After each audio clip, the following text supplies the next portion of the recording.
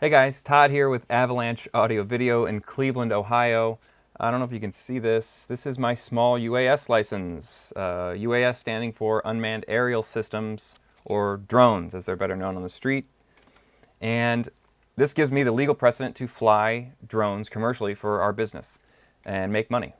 So we initially got into it thinking, well, we'll flavor some of our video productions with some aerial shots, and it'll be really cool. But there's a lot of other opportunities there. That's another video for another day. But so I'll leave it at that. What I wanted to touch on today is flying in controlled airspace and the difference between a request for authorization and a request for waiver.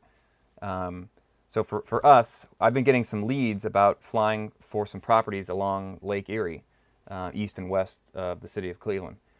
And we have a airport right downtown, right on the water, Burke Lakefront Airport, and it has Class D, Class Delta airspace around it. The problem with sectional charts is they're not that detailed. When you zoom all the way in, you can't see streets. You can see some major highways at some points, but you can't see individual small streets. And so if the property you're trying to shoot at is close to the edge of a Class Delta airspace, you're not really sure. So you have to go to something like Air Map or Know Before You Fly, which is like the FAA's website for drone operation.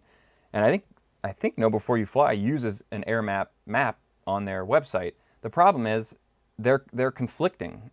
When I looked at the Know Before You Fly website versus like Air Map's actual website, the one website showed the residents just within the Class D airspace.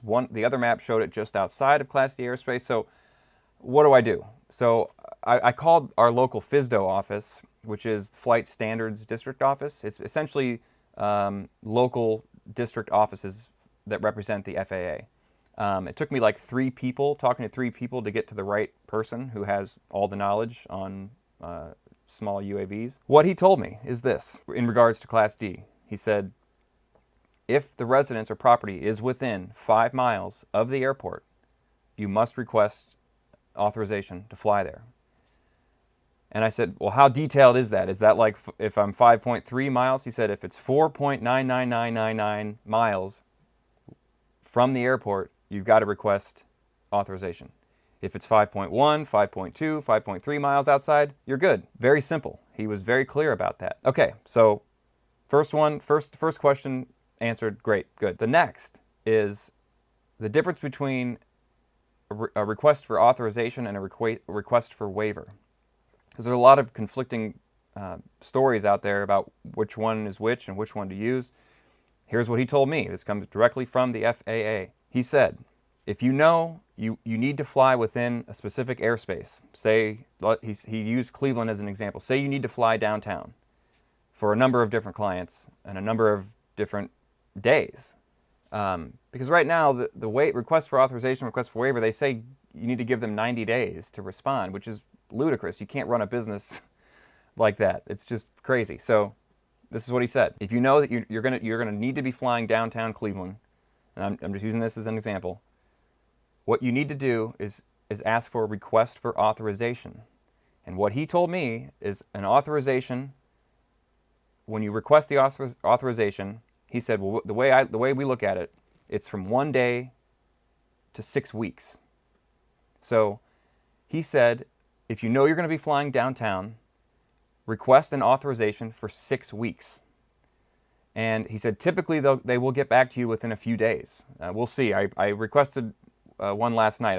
We'll see how long it takes them to respond. When you get the authorization for that 6-week window, he said you want to go back and request a waiver. And what he said is a waiver is from 30 days to 4 years. So he says while you have the authorization for the 6-week window, go back, request the waiver for 4 years. And he said that they'll typically ask a little bit more of you. You'll probably get a call from the FAA asking, risk mitigation, all this kind of stuff. You're going to need to have all your ducks in a row. He said, but this is the way you want to do it, because once you get the waiver for 4 years, you're fine for 4 years. You could fly anywhere you'll have to specify a radius around a specific point. But once you have it, you can fly in that point whenever you want, wherever you want, as long as you're sticking to Part 107 rules. So I thought that was really cool. I thought it was really useful information. If you have any questions, feel free to leave them in the comments below, and we'll see you next time.